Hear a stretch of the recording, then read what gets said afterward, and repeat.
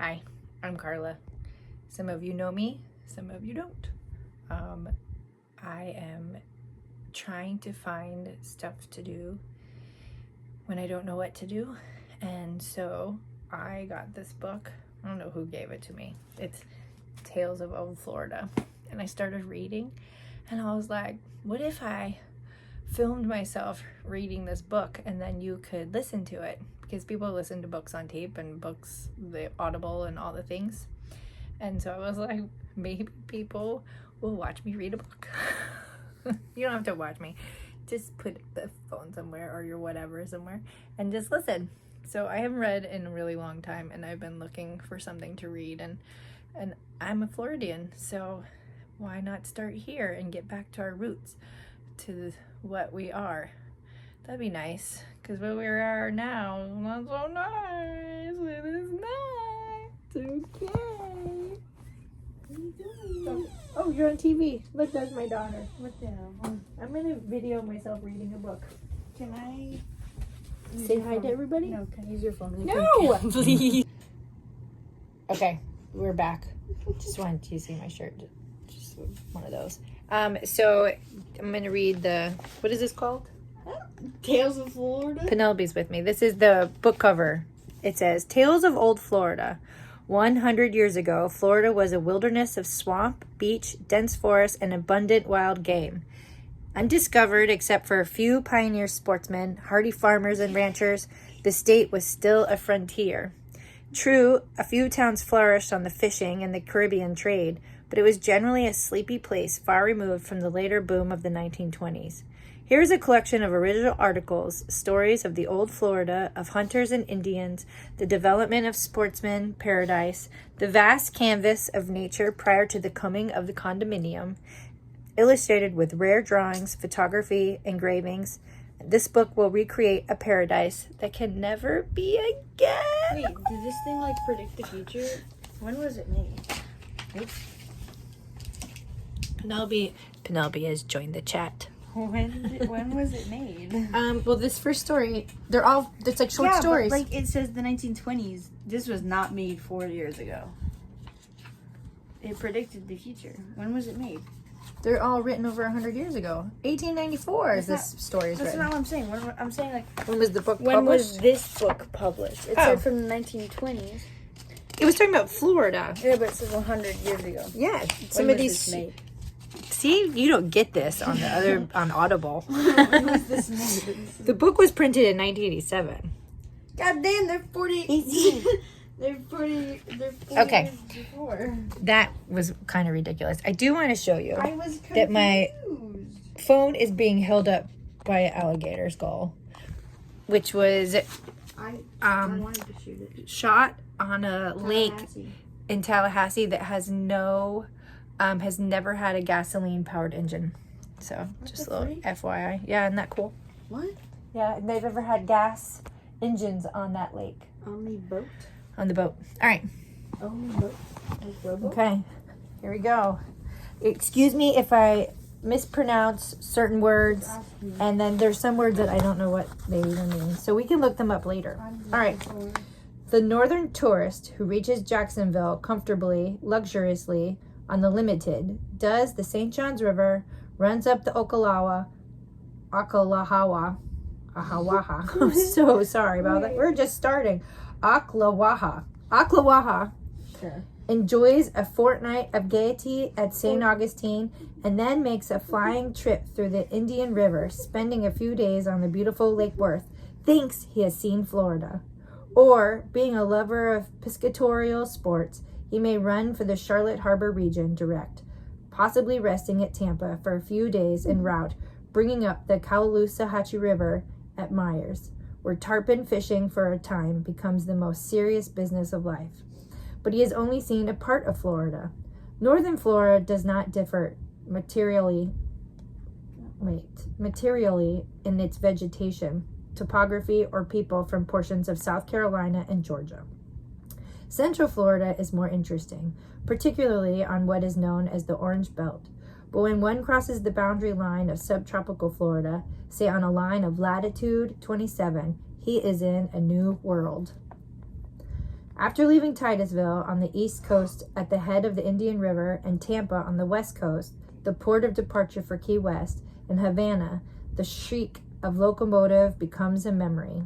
Perhaps the tourist, nay, call him adventurer, has heard of the beautiful Bay Biscayne, or remembers those old stories of the pirates of the Keys, the wreckers of the reef, who were able to play the nefarious occupation until Uncle Sam's splendid lighthouses and the inroads of a primitive civilization put a stop to the enterprise. Perhaps in a spirit of adventure, he longs to enter this dreamland.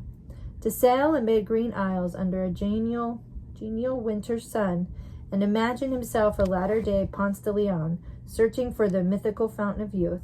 I say sail, because the steamer, or its apology, is rarely seen in the sinuous Hawk Channel or amid the huckleberry shoals of fair Bay Biscayne. In these days of the glorification of the deeds of Columbus, it is interesting to note that the English claim priority of discovery of Florida, basing this claim upon a passage in the narrative of Sebastian Cabot, which fixes the year of discovery 1497, or just 5 years after the landing of Columbus. 16 years after Cabot's landing, March 27th, 1513, Easter Sunday. 16 years after Cabot's landing, March 27th, 1513, Easter Sunday, Juan Ponce de Leon sighted the coast near St. Augustine, which he named in honor of the day, and landing at a more northerly point a little later, took formal possession in the name of the King of Spain. In the 50 years which followed, such illustrious names as de Cordova, de de Soto, Menendez, Jean Ribault, Baudelaire became associated with the history of early discovery in Florida and with the darker history of the early struggles between the French and Spanish for occupancy. And, at brief intervals, down to the time of war of the rebellion, the history of Florida is a story of sanguinary conquest. I'm going to have to look that word up. Sanguinary. All right. Also, this one, the Quejos. Quejos? It's in Mexico. Ah, gotcha. All right. The writer has twice traversed the entire coast of subtropical Florida, once from east to west and once from west to east, but under different circumstances, the latter experience proving the more delightful. Should the voyage of discovery begin on the west coast, Port Tampa is the objective point in planning that part of the journey to be accomplished by rail. Should there be no temptation to break the journey for a day at that huge caravanserai, bless goodness. The Tampa Bay Hotel is the town of Tampa. There is an inn 9 miles farther at the port where the quiet and cool breezes, the idler may await the tri-weekly steamer for Key West and Havana, and, as I was assured, fish out of the hotel windows. Imagine that. At the time of my first visit to Tampa, the plant system had contemplation a new steamer line to Fort Myers, and the initial trip was made with 3 passengers. Wasn't Fort Myers gotten hit? Yeah. Yes. We're talking about Fort Myers being hit by a hurricane. Oh, I should show you the pictures. They actually... So, coconut trees. We had coconut trees? This is Lake Worth. Is that South Florida? Subtropical Florida. Okay, And that is a beautiful sailboat. I like that picture. I like all of them, but it's pretty cool. And there's a little boat. All right. Oh, no, I forgot where I am. No. Keep going. Poop. Keep going. No. I didn't read that. Okay, Fort Myers. Right. The passengers, the rider being one of the party. Oh, right. Sorry, I started in the middle of a sentence. At the time of my first visit to Tampa, the plant system had in contemplation a new steamer line to Fort Myers, and the initial trip was made with 3 passengers, the rider being one of the party. Passing over sundry breaks in the schedule, necessitating vexatious waits and transference to 2 other steamcraft before getting to Myers, the last boat reaching her wharf in an almost sinking condition. The journey proved both profitable and interesting. At Fort Myers, which is about midway between Tampa Bay and Cape Sable, there is but one topic of conversation in the fishing season: the tarpon. Ooh, yeah, baby. The rider, fortunately, did not catch the fever, although a positive interest was soon developed in the hotel bulletin board, whereon was recorded from day to day the names of those who had secured a silver king, and with the guide's assistance possibly, accompanied by the weight of the fish, and such other information as might be deemed important. The stories told on the piazza after supper were oftentimes larger than the fish caught, for a tarpon weighing 150 pounds is game to the death. Men have been known to spend an entire season in the Charlotte Harbor region without once seeing their names upon any of the numerous bulletin boards at the fishermen's hotels, and I was informed upon very good authority that every fish caught in a season represents an average outlay of $500 for the whole season for guides, boats, costly tackle, and hotel bills, traveling expenses, and though there are lucky ones who find all the sport they desire during a short stay. They tell a story of a young New Yorker who could spare but 2 days on the Calahoosahatchee. What? That is an awesome word. The Caloosahatchee. Calahoosa. The Caloosahatchee. He secured his boats, tackle, and guide in advance, and when, one evening, he made his appearance at the hotel in a dudish outing suit. Dudish. The veterans on the piazza exchanged knowing glances. The next morning he was up bright and early and off for the fishing grounds. The next evening he saw his name inscribed on the bulletin board against a high weight record, gave an order to have the beauty stuffed and mounted on a mahogany panel, and on the following morning started on the return journey. But such instances of luck are rare. Oh, shoot. I need a charger. Are rare, indeed. I don't have one. Will you go get me one? I did not. Go get mine. I don't have a plug over here. It's right there. Oh. Sorry. I did not catch the enthusiasm, though it is very contagious. Fancy playing for 2 hours at the end of a slender bass line. Base. Over 30 fathom long. A gamey fish weighing 150 pounds, and some idea will be formed of the skill required to keep the fish on the line, or the line from parting, and the excitement attending the final capture. But let us imagine ourselves at Key West and look over the dusty old town while the yacht is being made ready for the cruise up the coast. The name Key West is in one sense a misnomer, as the Dry Tortugas group are the more westerly keys, lying 54 nautical miles from Cayo Hueso, or Bone Island. Bone Island, as Key West was known in the times of the Spanish occupancy. The modern name doubtless being... Whoa. Does that matter? I mean... Oh, it's for the thing. Yeah. All right, thank you. All right, sorry. Technical difficulties. Then we can see me.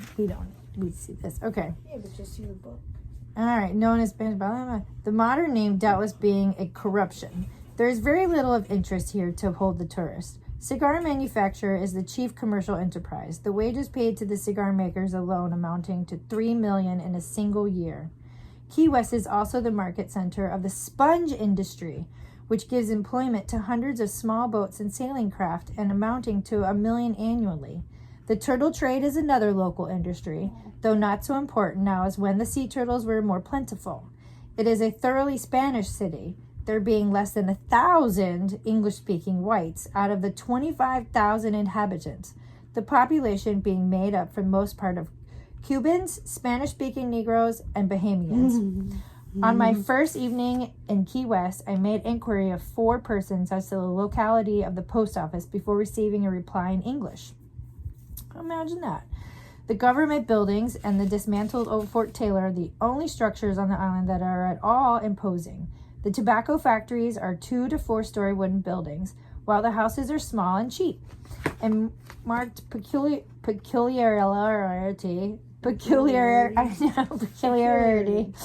being the absence of chimneys, for fires are only needed for cooking. In the markets are found the finest of fish, tropical fruits in profusion. Prime beef is received from the north by the steamers, though the bulk of the supply is native beef, ferried across from Punta Rasa on the mainland. Between Punta Rasa beef and semi-starvation should such an alternative be forced upon the average northern tourist. I feared there would be no doubt whatever about his choice. Key West belongs to a large group of keys lying south of the Bay of Florida and extending 35 miles eastward to Bahia Honda, which is the wildest open water along the entire line of keys. These islands are for the most part uninhabited, and as they are heavily wooded, abound with game. Eastward of this large group lie the Vacas Keys, as they are known Vacas, as they are known cow, as they are known, numbering a dozen or more islands covered for the most part with a fine hammock growth. This brings us to an exceedingly interesting group of islands in which Indian Keys is the center, where cultivation has been attempted, and the scene of Dr. Perrine's attempted sisal hemp. Mm-hmm. It's Sisal. Where? Sisal. I have to look this up. Sisal hemp culture 60 years ago. Florida grew hemp 100 years ago. Imagine that, and it's still not legal. What's hemp? It's like marijuana. Oh. Anyways, from this point onward to Cape Florida, there is an almost unbroken line of keys from 1 mile to 30 miles long, separated only by narrow channels, the more northerly of which are chiefly devoted to the culture of pineapples and tomatoes for northern markets. A very common but erroneous idea prevails among uninformed people that the waters lying between the Keys and the mainland are navigable. In point of fact, it is only shallow inland sea, the rock in many places coming to the surface, and in hundreds of years, no doubt, the coral insects and the mangrove tree will have reclaimed the entire area, and the map of Florida will have a very different appearance. The fact that the water is so shoal makes perfectly feasible the project to run a railroad down the east coast over to the Keys to Key West, and the only bridging required any engineering skill with being spanning of the open waters of the Bahia Honda. The railroad is destined to be constructed southward to Miami on Biscayne Bay at no remote period, and from that point southward to the final terminus. Sorry, it looks weird when it has a hyphen. It is only a matter of 150 miles or less of construction. For my operations along the Keys and up the East Coast, I was very fortunate in securing the 30-ton schooner yacht, Miko, at that time one of the crack boats of the Biscayne Bay Yacht Club, but now flying the Eastern Club's colors. She was expressly built for the shoal waters of the Florida coast by her designer and former owner, Commodore R.M. Monroe of the BBY Club, and has a record of 956 miles from Cape Florida to New York City in 6.5 days, which is credible. Leaving the government dock, Key West, at about 6 o'clock on the morning of February 9th, we were able to make a landing on the historic Indian Key early the next morning. This island, which is one of the smallest of the group of keys, is one of the most interesting. For here occurred the Indian massacre of August 7th, 1840. Oh, that was so sad. Really? I don't even know about it. In which the botanist Dr. Henry Perrine was killed, his family escaping almost miraculously by concealing themselves for 9 hours in the water under a wharf, the house being plundered and burned almost over their heads. What was it? The Indian massacre. Where was that? In Florida. In Florida? Yeah. I don't even know if they taught me that in school. We'll have to look. We'll have Penelope. She's smarty pants. You have to Penelope. I don't remember anything. I don't think you were taught it. I probably wasn't.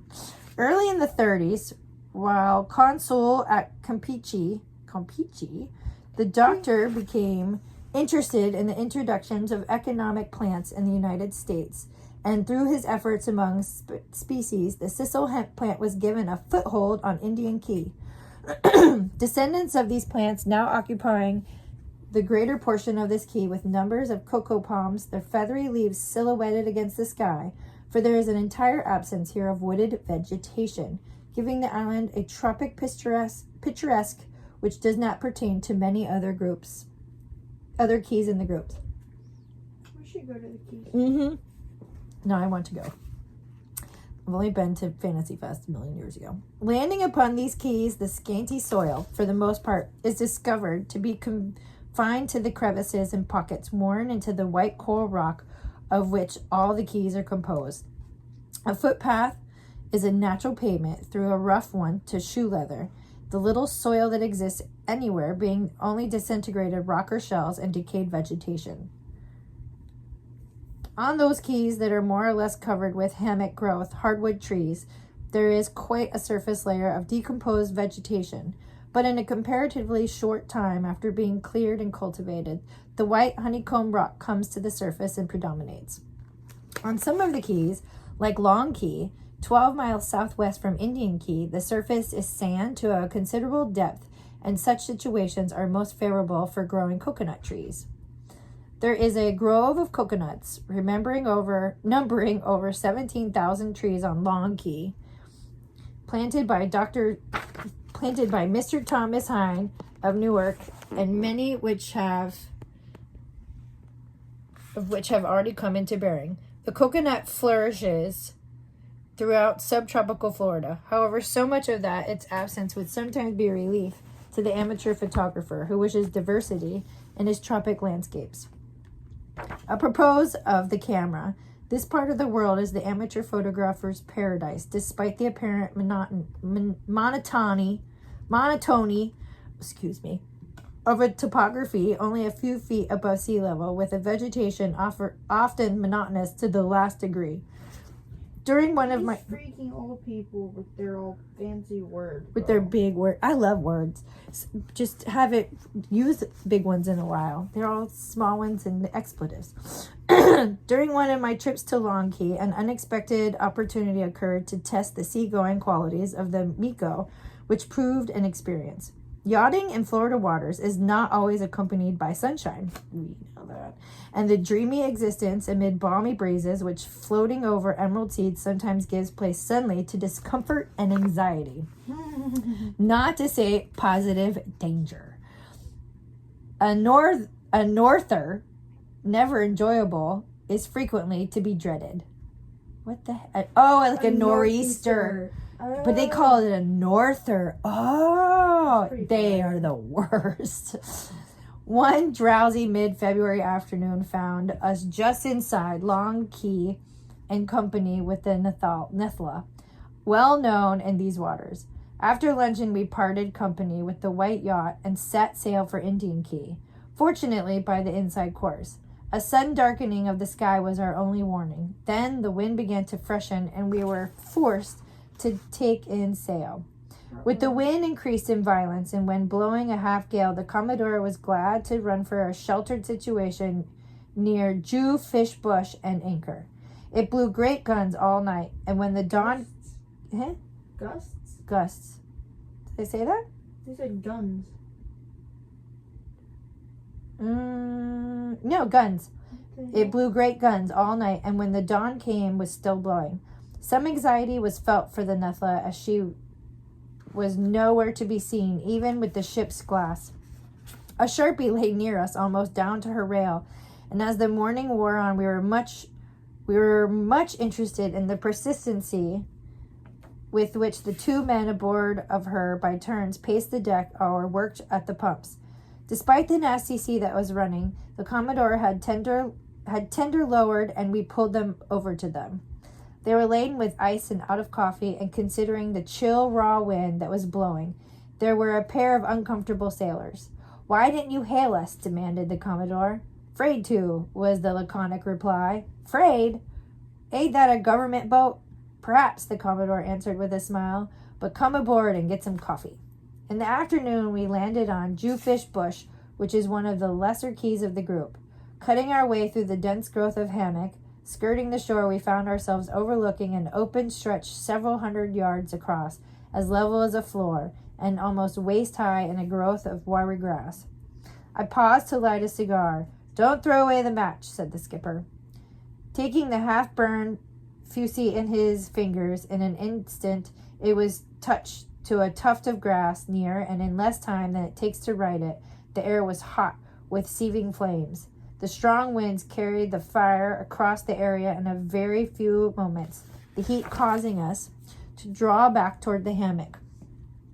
An hour later, when aboard the yacht, we saw little tongues of flame in the grass almost at the water's edge, and soon a half-cord driftwood that had been thrown together in a pot. Did they light the island on fire? No, well, listen to the story.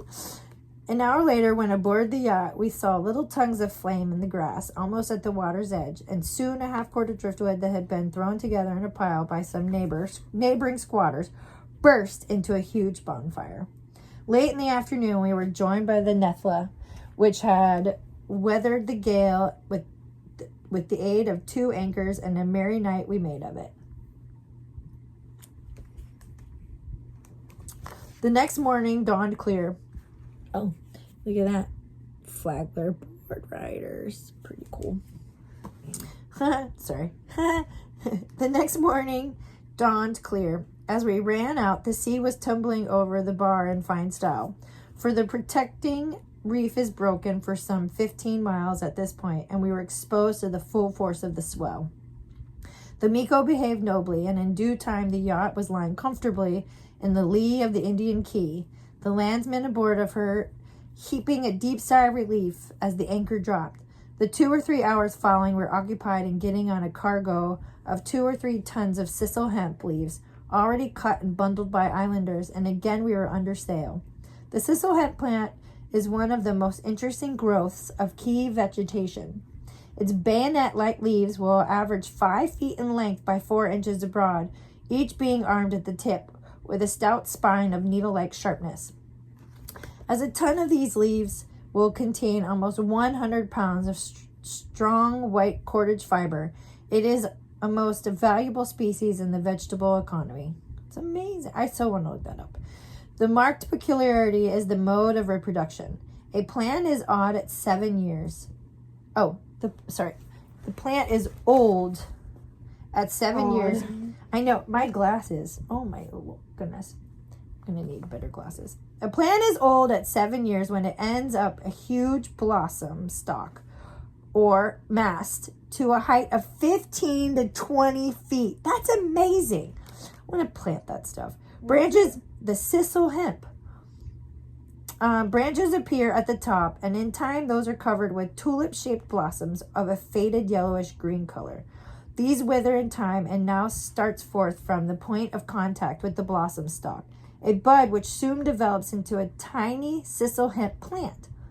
One blossom stalk will support 2,000 of these little plants, which detach themselves when several inches long and fall to the ground. Those that strike soil take root and grow, but the others perish. So tenacious of life are they, however, that some plants kept by me for 8 months in a pasteboard box took root upon being placed in soil and have grown into good plants, because plants are amazing. An allied species of plant known as false sisal has a similar habit of growth and reproduction, though the 2 plants are very dissimilar. It was my wish to secure some of the fiber of the false sisal, particularly as our Bahamian neighbors had been carrying off the young plants by shiploads to stock their hemp plantations, not knowing how worthless the fiber is commercially, and at a later period a special trip was made to Sands Key to obtain a quantity of the leaves. Oh, that sucks. What? They were taking the crap stuff back to the Bahamas and they didn't know it was worthless. Oh. All right. This key lies almost at the south of Bay Biscayne and is uninhabited. Even a photograph does not do justice in the appearance of the vegetation on some of these uninhabited keys, where everything grows in rank luxuriance, and the tangles of the sisal, Spanish bayonet, prickly pear, and low shrub growths are so dense as to be almost impenetrable, save as one cuts his way in with a sheath knife and machete. I have a very vivid recollection of my exploration along this portion of the Keys. It was in the latter part of February, and the air as balmy as a spring morning while the pale green waters glinted and sparkled in the sunlight, like a sea of emerald and tourmaline. Dodie Curry was to be my companion for the day, and the tossing of my hip boots into the tender was a very strong suggestion of something more interesting than lounging in the stern. The yacht lay a mile from the shore on the inside of the quay, through in the clear morning air. The island seemed only a few rods away. For the first half mile, the boat glided. Yeah. Oh, I forgot to show pictures. Also, that video is going to take up so much space on your phone. I am just now realizing that. We're going to have to do this differently. Yeah, you should do an audio file.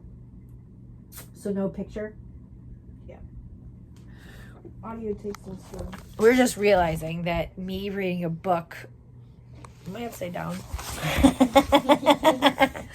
Me reading a book is not going to be... No, it'll be fine. You just can't record yourself. All right, so this might be the last recording you see of me reading this book. Yeah, she might... We don't know. It could be AI next time. We won't see her face. Just see me. I'll just put a screenshot of me and you just stare at it. Clickbait. Okay, I'm going to have to end there until we figure this out. So you're just going to have to come back and finish the story, which is actually so interesting. And this is the first one, and there's like 30 of them. So how fun is this going to be? Something new for my brain. Okay, bye. Say goodbye, Pete. Look at her sock. It's actually my dog's sock. It's a sock for the dog. She also has just recently taken up crochet. No. No. I recently stopped and I just started doing it again. She's recently started crocheting again. All right. Good night. You guys have a good evening. Bye.